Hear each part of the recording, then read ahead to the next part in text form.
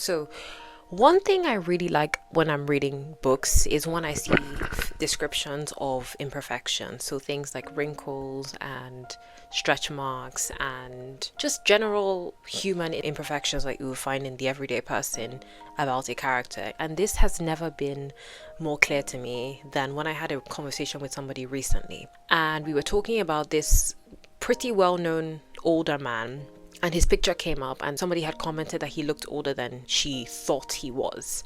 And then this other person said him and his family do tend to age fast and we really need to look into this. And it wasn't so much what she said that alarmed me, even though that in and of itself was not great. It was her tone. She said he and his family need to look into it the way that you would say we need to look into somebody's health history. You know, when you do these tests to see what kind of diseases that you are prone to get based on your family history, that was exactly the kind of tone that she had. Because I was quite taken aback by it, I decided to ask questions for clarification purposes, because I just wanted to make sure that I wasn't overreacting or projecting whatever feelings I might have had in that moment onto what she was saying.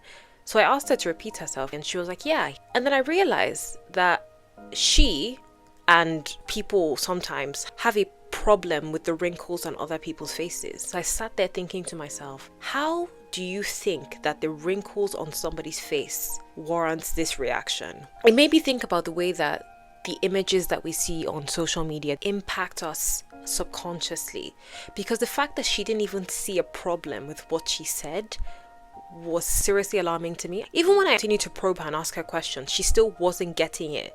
The fact that she thought that this man should look into why he looks older than she thinks he should, as if it was a problem.